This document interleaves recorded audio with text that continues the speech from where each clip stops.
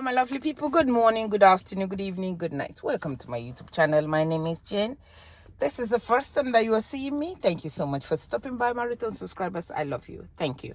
So this video, I'm not going to say a lot in this video because I have a video to add to it. It's just to introduce this guy, Achonu, from Mbano, from Umunumo Mbano, from Labour Party, coming as a governor to rescue Imo State. So for the other ones that are coming to deceive you, this Achonu is the one that Peter Obi single-handedly put his head on, and this is it.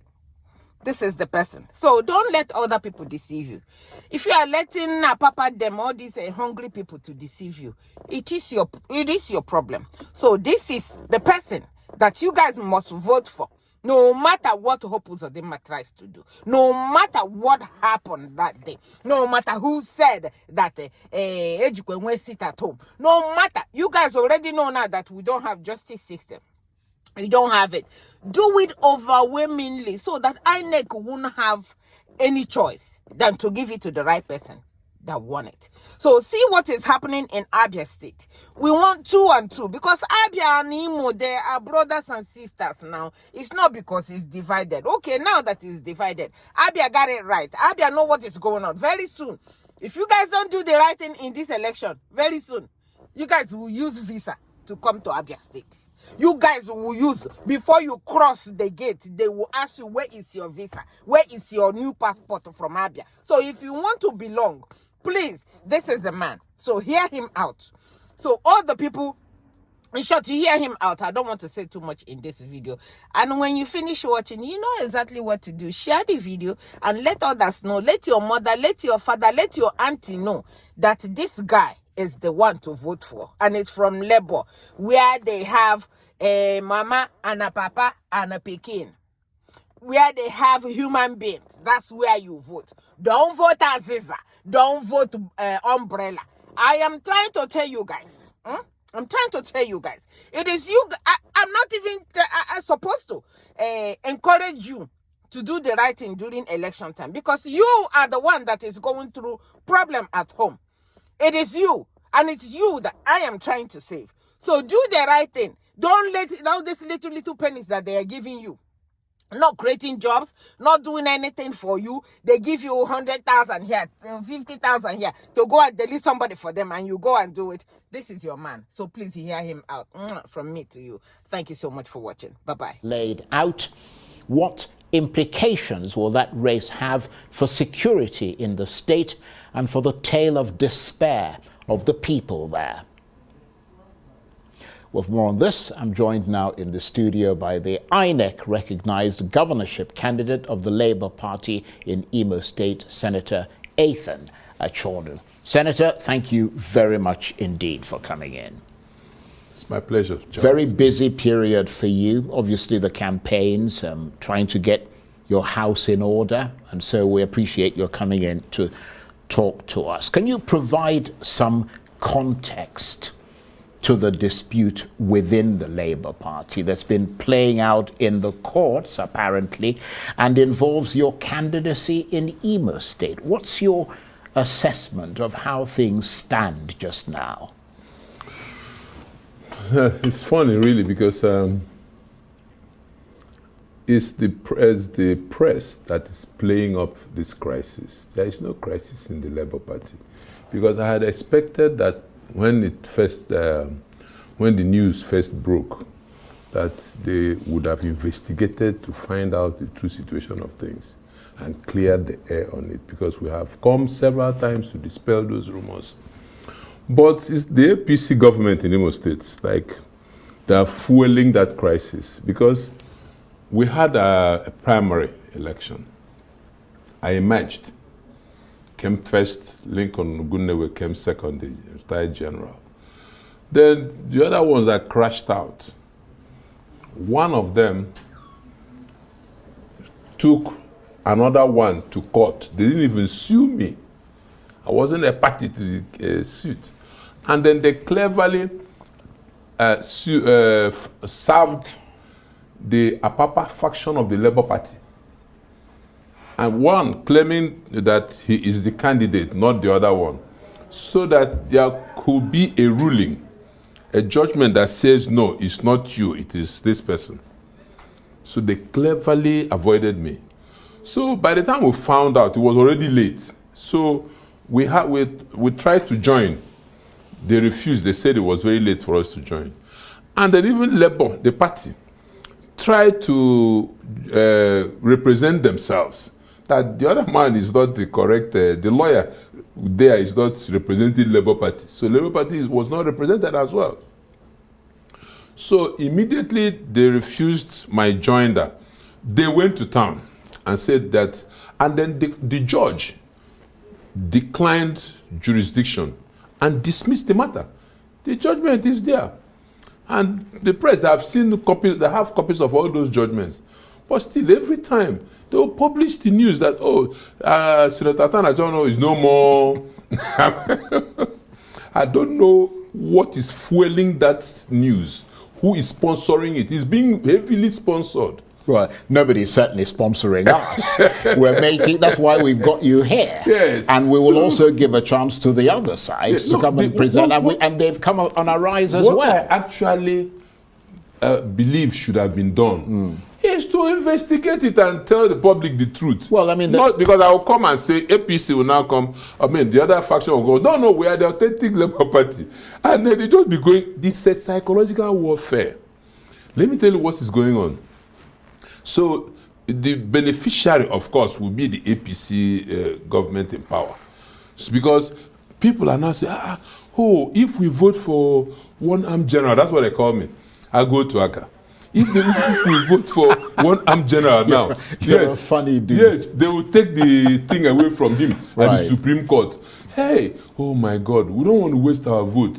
That's just the situation they want to create. They are simulating the belief. Right, and how are you countering that, assuming that is the case? That's the only thing we can do, except the press now will come out and say, look, this is the current situation. You are the first person who has called me the INEC recognized candidate, which means you have made your investigation. Yeah, well, to be fair, Arise has called you that. When? Consistent on Saturday. I mean, I wasn't there. When I was there, they didn't call me. The lawyer who was there, I mean, on this week with Sumner Samba, you were called the INEC recognized. Yes. So, I mean, let me give you a perfect example of this scam. It's a big scam. Okay, when they went to appeal court now, so we also tried to join from appeal court. Appeal court declined. So we proceeded to the Supreme Court to challenge that the judgment of the appeal court that we shouldn't join. So you know what happened? When the judgment now came out, the appeal court clearly said, it was even part of the judgment, that why are we bothering? That even the judgment is in our favor. That we shouldn't bother, that the case was dismissed. And also, they only dismissed it at appeal. So asking us why we are bothering to even try to join, that it didn't make any sense. So what did we do? We went and withdrew the case from Supreme Court. Immediately we withdrew it. They went to town. That Supreme Court has ruled that there was a judgment. It's unbelievable. Well, you have accused the Lamidia Papa-led faction of the Labour Party of being sponsored by the incumbent APC government in Imo State to try to create division within the Labour Party, even as they insist, as we mentioned, that there is a court judgment that has effectively prevented you from contesting the governorship election in November. I mean, what exactly is the legal status of your candidacy, as clearly as you can put it? I mean, I know you've kind of mentioned it now, but every time this news comes up, I mean, they were on a rise just over the weekend, and they were submitting documents from the documents apparent documents. Can you just read this word from the Supreme Court? From the Supreme Court. I don't have it in front of me, but I mean, these are documents that appear, certainly from their perspective, the document to be authentic. They sent you was correct, because I had it. They sent it to me from Arise. It clearly stated that the case was withdrawn. That's all it said. Right. And then but for the avoidance of doubt, there is no faction in Labour Party. The constitution of Labour Party is very, very clear that one person cannot sit down and remove the national chairman of Labour Party at all. It's not tenable in law. Then, assuming you remove him, you must replace him so long as his tenure has not been completed. You must replace him with somebody from his geopolitical zone. Do you understand? So there is no faction. It's just people who lost out. Right. But given that all this, as you yourself pointed out, might be confusing voters as they seek clarification of who the flag bearer is. I mean, how does the Labour Party and you move on from here?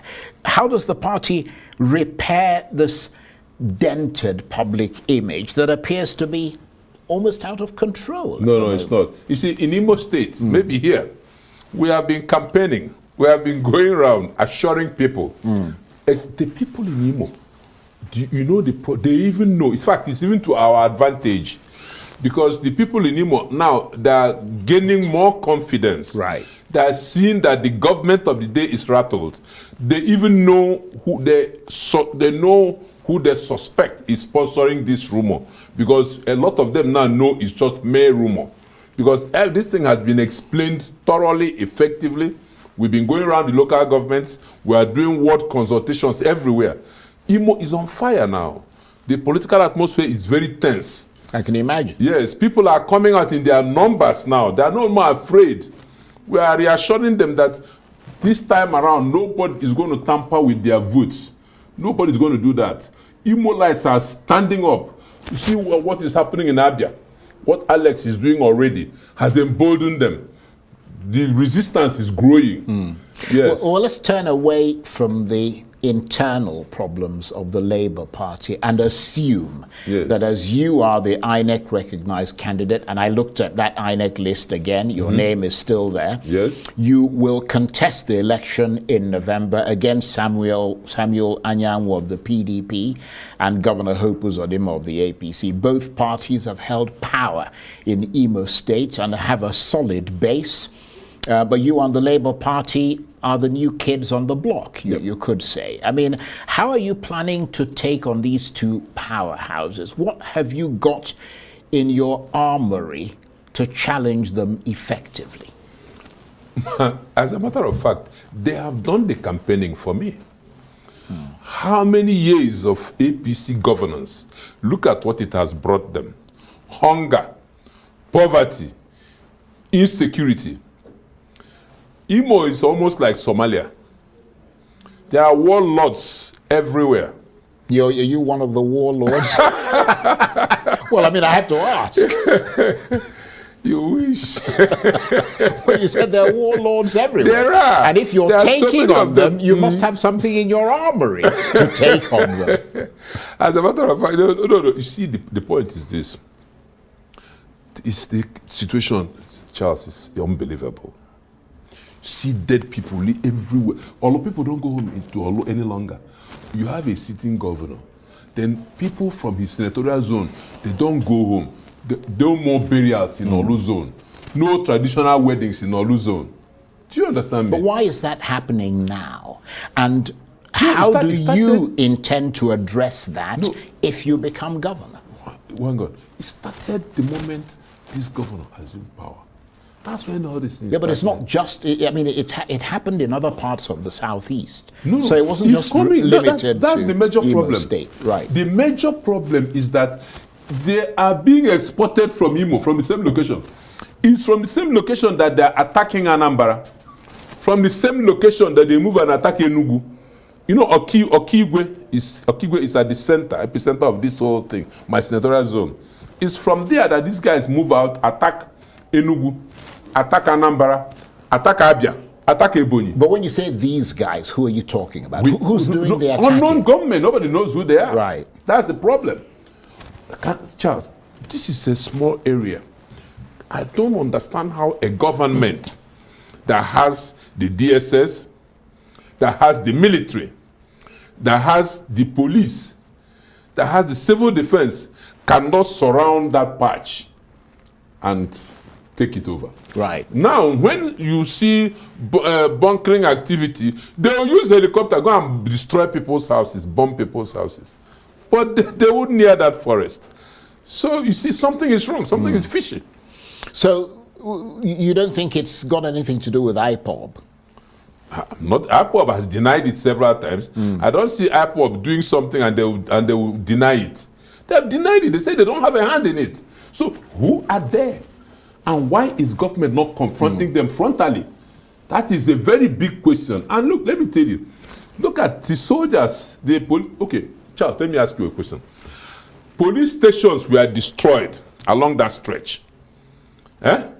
Government has not raised a finger to fix them so that policemen can come back there and maintain law and order. What does that tell you?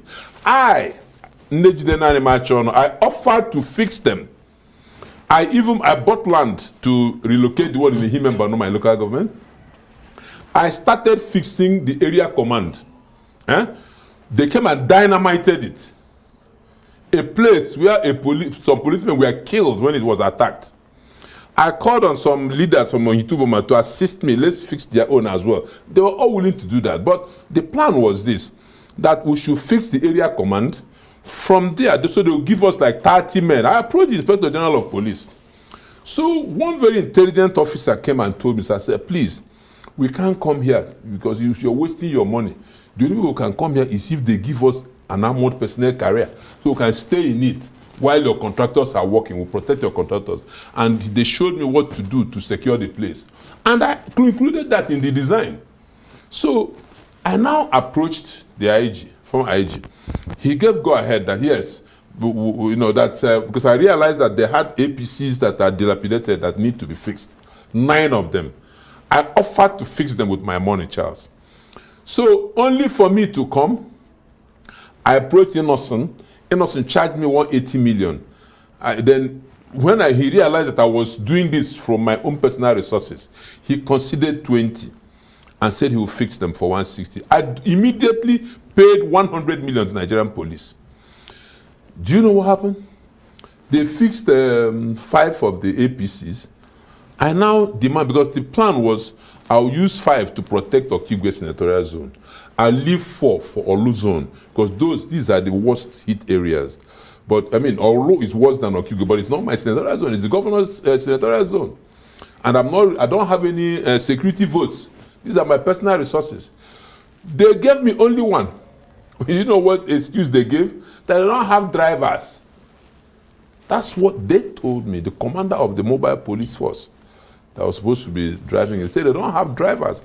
And then even the one they gave me, they were now using it to patrol the entire place, not even to station it, to fix that police station. Because the plan was to fix police station so that men will stay there. Because once they do that, informants will begin to come and tell them, give them information on how to secure the entire area. Then I'll now fix. Oh, I forgot. I even bought a building for the Himembano police station. A building. They said it was inside. Okay? So I had to now buy the massive plot of land on the road at a very high cost. If I tell you how much I have spent in security, I've given like 14 vehicles to Nigerian police, donated over the years just to secure this place. But even in Abuja here, I have. You understand me? That's how security is very, very important to me. But listening to you, Senator, Yeah. I mean, it sounds like insecurity has become an intractable problem. It is not. In Imo State. It's the government. And I am wondering what kind of peace settlement you would be able to arrange, not just with the unknown gunmen. There are also the disgruntled element. I mean, you've got IPOB and so on and so forth. Yes, and I'm wondering what kind of peace settlement you would be able to arrange if you became governor, and how you would cope with the responsibility of reducing what is clearly a very high level of disenchantment. No, there are no jobs. Charles, you don't know what the Igbo boy goes through. Charles, in this country is skewed against them. They don't get employment. If you go to Nigerian army, if you go to customs, go to immigration, they're not there. Yeah, but it's not just the southeast, is it? I mean, the north is ravaged by poverty and unemployment, and every part of this country. Check the statistics. What I'm telling you, go and check the statistics, Charles. It's there for everybody to see. And then you see graduates who are unemployed who become taxi drivers. Then every 1 kilometer, Charles, you have a police checkpoint. You have an army checkpoint. Do you understand? They don't even let them trade. Extortion everywhere. Some places it's not even up to 1 kilometer. So you wonder what they are doing. You see this checkpoint here, Charles, you look just down the road, you see another one. Can you tell me what the hell they are doing? Extorting these people to death. So you see, that's one of the reasons. And then the hunger is so much. Yeah, but that's... Even workers. I mean, workers who have not been paid salary for years. Some would concede some of the points that you're making, but the argument that some people make, which I see a measure of plausibility in, is that there is a responsibility on the part of state governments in the Southeast to try and ameliorate some of these problems. That's what I'm saying. I said there's absence of governance, Charles. It's the government. That's what I was saying. Because, Charles, tell me, please, is there rocket science to create these jobs for these people? Look, even local government autonomy alone, if you observe local government autonomy according to the Constitution and allow local governments to get their revenue untouched, Charles, they will create the economic activities in the rural areas. Charles, let me ask you a question. How can you have a democratically elected councillor in every ward and strangers will come into that location and they won't know that somebody has come in who they don't know their source of livelihood or what they do or where they come from? It's impossible now. It can't happen. But you don't have that for years now. You've never had that. So before, when you had autonomy of local government, chairmen used to give contracts, small jobs, clearing of road, repair. Look at go to schools, Charles. Children are studying without no furniture. No windows. Rain will come. It will be coming in. Some of them don't have roof. The condition in Imo State is horrible. It's deplorable. But of course, analyzing the problems is actually easier, isn't it? I mean, trying to find innovative solutions to address those problems is much harder. How much of a hub of creativity and innovation and solutions that will make a real difference are you as an alternative? I wanted to paint the picture of the situation on ground for you to see why Imolites are hungry. You asked me how I'm going to unseat PDP and APC. That is what they have brought on the people. So the people are praying for Labour to come and bring a change. Now let me tell you how I'm going to solve these problems. First of all, immediately I become governor, which I'm going to be. I will inaugurate a caretaker committee for 6 months, giving me time to set up a viable electoral agency that will deliver the freest and fairest election in Black Africa. Now, I will have elected local governments with full autonomy. Now, if you see, I've been preaching Achonu in the Southeast over the last 15 years. I have billboards in every senatorial zone in the entire Southeast. What I've been saying is, we need vigilantes. Every policing is local. That's why abroad you have sheriffs, you have local police and everything.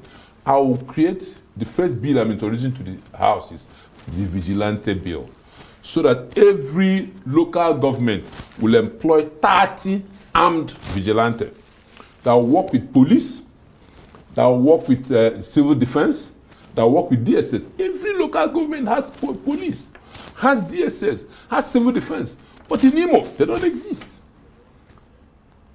So I will do this to secure the place, but there is still hunger. Do you know what I have even sent a proposal to Ohaneze Ndibo All these forests, I used an example. I set an example in my village. After I spoke to Hanez about it, I came to a swampy area that is a forest where we suspected that this unknown government would be hiding. I moved in all my construction equipment. I turned that swamp into arable land.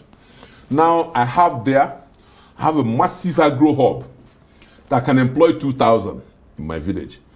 I'm going to replicate this in every local government in Imo State. I'm going to turn all those forests with PPP. I've even arranged the funding. Do you know that the people who borrow these intervention funds that come in here, it's foreigners that borrow it, Charles. Indians, Lebanese, these are the businessmen who assess it. Because these governors, they don't care. You understand me? It's only very few Nigerians assess this. So I will now assess all of them to create these agro hubs. Now, let me ask you, don't you remember the good old days with palm oil, palm tree? That was the thing that was earning Nigeria foreign exchange at the time. And even the Malaysia that came here and collected palm seedlings, that the biggest, we even import from them now. I want to turn that around. We are creating hubs in all the autonomous communities, palm tree hubs. They will plant 50,000 palm trees. We'll give them 10,000 seedlings a year for 5 years. That's the program.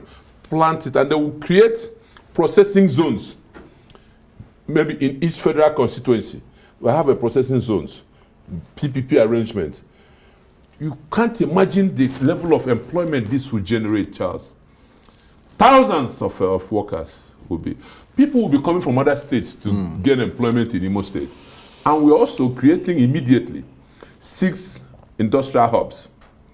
You know, all people, they are known for pharmaceuticals all over Nigeria, West Africa as a whole. They control the pharmaceutical industry.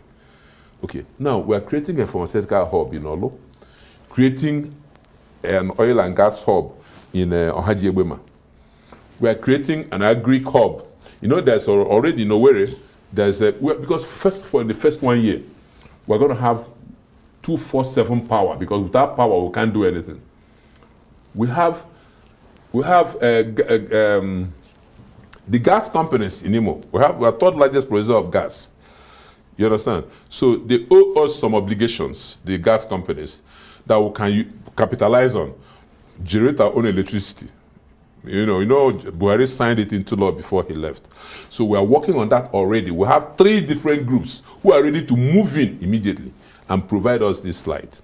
Now, at Imo Airport, we have an international cargo airport licensed since Mbakwe. No governor has activated it. I tried to do that during Jonathan as a private citizen. When Senator Hope Uzodinma was chairman of aviation in the Senate, I approached him for help. Came to the governor, nobody helped. You understand? So instead, all the land around it has been sold. But I have surveyed the area surveyed. I have plans. I have to turn that place into one of the largest cargo airports in West Africa. Well, it sounds exceedingly ambitious, the things that you're talking about. Yeah. I'm wondering how much the P2B factor is rubbing off on what you're doing and helping to inspire not just you, but the people. Because, I mean, you know, you've got ordinary people who are living in Imo State in the midst of sort of a combination of frightened, distrustful, and worried about where the next meal is going to come from. I mean, all this that you're saying sounds, you know, very, very nice, but I'm wondering how much the P2B factor and all that is helping to authenticate, because people have to believe in what you're saying. No. They know me. And then that's why I followed P2B. I left politics. It's because P2B happened. Somebody that I think we think alike. Do you understand? That's why I joined the Labour Party. That's why I followed P2B. P2B is the only one of the smartest human beings I've ever met. And his discipline is unbelievable. That's why I joined Labour Party. Because I want to work with a man like that. Already, these are things I've been doing as a private individual. So my people know that. That's why they follow me. And you understand me? And then P2B's influence is supporting me a lot. It's helping me a whole lot. is giving them a lot more confidence. A lot of people didn't know me before now because I don't talk about myself. It's all my friends that know what I have done over the years. So now that I've come into the open, people, wow. We didn't know it was. Some people thought I was a 419er because of my lifestyle, That's why they could use. But you want to dispel that rumor. You No, are but not a 419. of course, I've never been. They now know. I say it everywhere. I tell them who I am, and they know what I have done over the years. You understand? Everything. I'm the one. I'm building health center in every local government in Nigeria, which they say they have eaten over 400 billion in Nigeria. So I was asking them, how can I steal? And I've been fighting governors in court over the years, and they have not jailed me since then. That is not possible. You understand? So, and in Imo State, can you imagine, Charles, the wickedness of some of these people? I have built and equipped 26 health centers. The 27th one is just completed now. And they have not activated any. It was only the first governor that did something about it was Achonu. Anyway, let me just concentrate on my state now, because one day I'm going to talk about that project and tell Nigerians what these men have done. Right, but let's move slightly away from the campaign hustings and insecurity and hunger and all the rest of it as the election approaches, and explore what drives you as a person more generally. I wonder if you might fill us in on that aspect of your world to help us and the people of Imo State better know you and understand you, because you just said that a lot of the people don't actually know you very well. Oh, Charles, what drives me, what really drove me into this governorship in the first place has nothing to do with personal ambition. I never wanted to be a governor.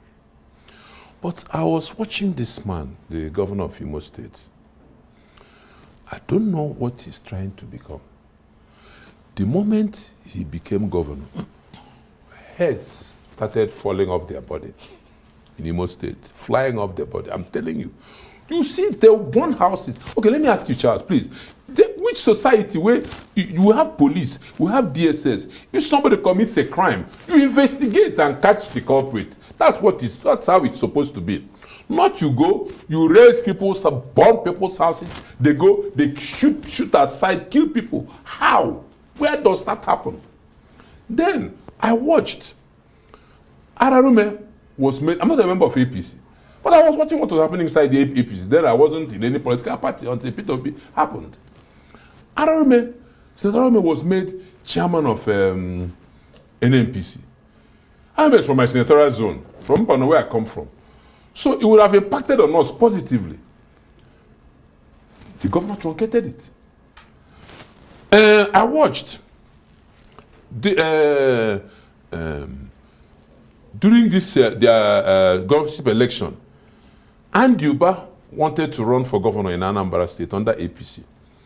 This governor was supposed to be in charge of his campaign.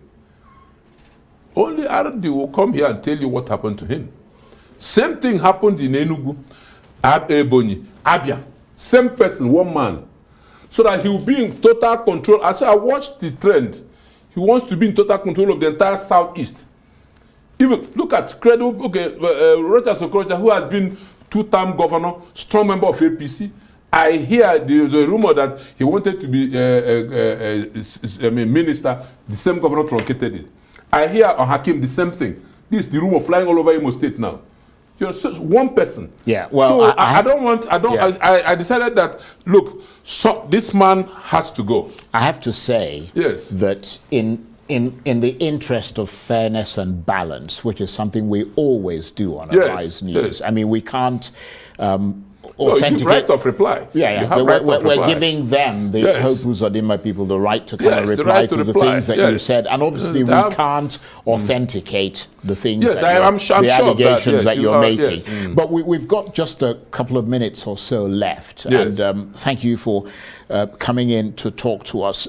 In the final analysis, what is your message to the people of Imo State? And how much influence do you think that message might be able to carry in the weeks to come as the elections approach? I am assuring the people of Imo State that I'm going to take over Douglas House after 11/11. And look, in the north, Boko Haram, they were brought out of the forest, reintegrated into society. Some of them even were drafted into the army, into the police. I've been calling on my brothers, these Igbo boys who are living in the forest, not to kill their fellow Igbos. It doesn't make any sense.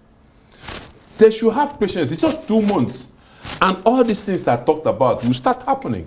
Then I will call them, I will talk to them, I will know their grievances. I will reintegrate them into society. You understand me? All these agricultural ventures we are going to, they will need workers. They need security men. We even create vigilantes. The same way the Boko Haram was reintegrated into the army and police, I integrate them into vigilante groups and into all these farm settlements and all this. So that there will be peace in Igbo land. And with the local government autonomy, Charles, everyone will be calm. You look at the hunt, and then we pay workers' salary. People are suffering, Charles. People they call them ghost workers just because they don't want to pay them salaries. People who have been earning salaries over the years, sorry, they become ghost workers. And you see them walking, you see, I don't know how to describe them. You see human beings called ghost workers, and their life, they feed, they talk, they eat, they're hot, they're hunger. It's terrible, Charles. You know, I'm assuring them that all this will change. This is what I have been doing for a living by myself as a private individual, private citizen. Scholarships, I've done so many boreholes, transformers. This thing government is supposed to do, Charles, I'm doing them. Okay, do you know that? Let me give you an example of what I'm saying. Very briefly, we've got about 30 seconds. Okay, sir. The person who is suspected to have dynamited that police station was accused of murder, arrested, detained, was about to be sent to court so that he'll be jailed for murder. The Attorney General of Imo State released him. They should go and verify, Charles. Right, okay. Yeah. Well, I have to say, as I mentioned previously, that in the interest of balance, the government of Imo State has a right of reply. But I want to thank you very much indeed, Senator Achonu. Thank you very much. He is the INEC recognized governorship candidate of the Labour Party in Imo State. Thank you very much.